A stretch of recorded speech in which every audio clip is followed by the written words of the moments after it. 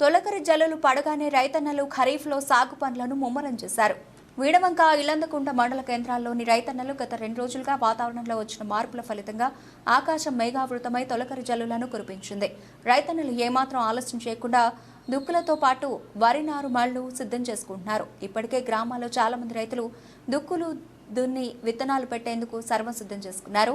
తొలకరి జల్లులు పడడంతో రైతులు పత్తి విత్తనాలు పెట్టే పనిలో నిమగ్నమైపోయారు. పత్తి విత్తనాలు పెట్టడానికి కూలీలను సైతం మాట్లాడుకుని పొలాల్లో విత్తనాలు పెట్టే పనిలో బిజీగా ఉండిపోయారు.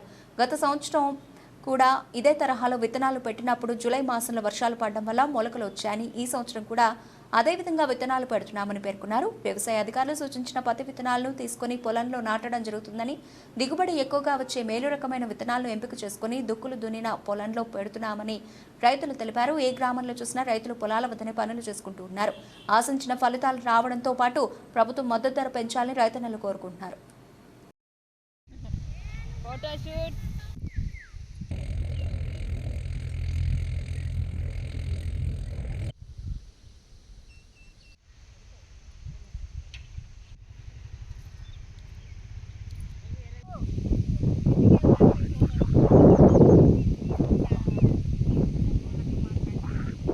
ఎకరానికి 2 బత్తలన్నరకు పెడతారు. పెట్టుబడి అంటే వాళ్ళు ఎక్కువ పెట్టవచ్చు, వాళ్ళు తక్కువ పెట్టవచ్చు.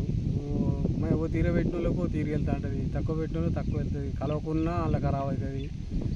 గవర్నమెంట్ కట్టియాలంటే అందరు కట్టియాలంటే గవర్నమెంట్ ఎక్కడి నుంచి తెచ్చుతారు? ఇక మనది మనం ఎలా తీసుకోవాలి? పంట పడాలంటే కాకపోతే గవర్నమెంట్ సాయం చేయాలంటే ధర మంచిగా ఉంటే తట్టుగా సాయం చేయాలి. అందరు గవర్నమెంట్ మీద ఆధారపడితే ఎక్కడి నుంచి తెచ్చుతారు? వచ్చేదంటే నాకు తెలిసిన మనం ఏంటంటే అంతకుముందు బాగా వర్షం కొట్టి అవతలి వేనెక్కడ పెట్టేది. పెడితే అన్ని పోగుంటలు పోయేది, అవి ఎలకలు తినేది. అయితే ఇప్పుడు దుక్కిలో పెడితే ఎత్తుపోతలేదు. ఈ వాన పడగానే మొత్తాన్ని ఎలకలు తింటలేవా? వర్షం పడకపోతే ఏమైతే లేదు, 15 రోజులు ఉన్నాయి నీరు, మళ్ళీ మంచిది. అది గింజ ఖరాబ్ అవుతుంది.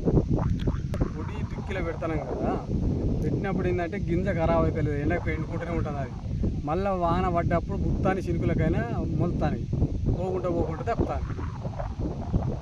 ముందుగాల పొడి దిక్కులే పెడతాను. అందరూ చాలా మంది గంటకనే పెడతాను. రైతులు ఆశించి 2-3 రోజుల్లో వర్షాలు పడ్డాయని ఆశించి అందరూ గింజలు పెడుతున్నారు. పత్తి గింజలు దాదాపు 90% అందరూ పెట్టినట్టు గింజలు ముందస్తుగా అంటే తొలికరి వర్షం పడగానే 90% మొలుస్తాయని ఆశపడి ఒక 2-3 సంవత్సరాల నుంచి ఈ విధంగానే పెడుతున్నాం. ఈ నెలనే జూన్లో పెడుతున్నాం. కాకపోతే పోయిన సంవత్సరం జూలైలో వర్షాలు పడ్డాయి కాబట్టి పెట్టే ఉన్నాం ఆల్రెడీ. కాకపోతే జూలైలో వర్షాలు పడ్డాయి కాబట్టి అప్పుడు కూడా మాకు సక్సెస్ అయింది. అట్లాగా భూమిలో గింజలు ఉన్నా కూడా సక్సెస్ అయింది. 90% దాదాపు రైతులే అందరి మొలిచినాయి. ఒక ఎకరాకు 2 బస్తాలు 2.5 బస్తాలు పడుతుంది. సాలు పత్తి అయితే 2.5 బస్తాలు పడుతున్నాయి. అదే డబ్బా పత్తి అయితే 1.5 బస్తాలు పడుతున్నాయి. ఏడాది 12-13 క్వింటాలు ఎకరా చొప్పున వచ్చింది, బాగానే వచ్చింది. ఇప్పుడు కూడా వస్తుందని నమ్మకం ఉంది మాకు. పడితే 100% దిగుబడి వస్తుంది. మనకు పిండి బస్తాలు కానీ మందులు కానీ మనం ఒక పద్ధతి ప్రకారం చేసుకుంటే మనకు 500 ఉండాలి. జాబ్ చేసే వాళ్ళకి 60-70 వేలు ఉంటేనే సరిపోతలేవు. మాకు రోజుకు 200-250 రూపాయలు మాకు ఏం సరిపోతుంది? కనీసం రోజుకు మినిమం మాకు ఒక 500 కూలి ఇచ్చినా కానీ మేము బతుకుతాం. కూలీలు బతకకపోతే ఎట్లా?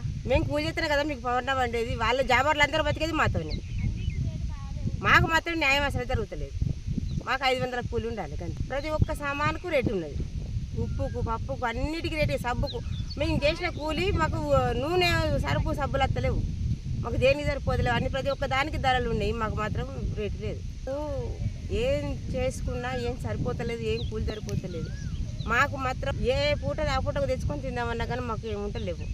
ప్రతి ఒక్క దానికి చాలా ఇబ్బంది అవుతుంది. మాకు రేట్లు అయితే పెంచుతలేరు, ఏం పెంచుతలేరు. రెక్క పొద్దున దాకా చేసుకొని దుకాణంలో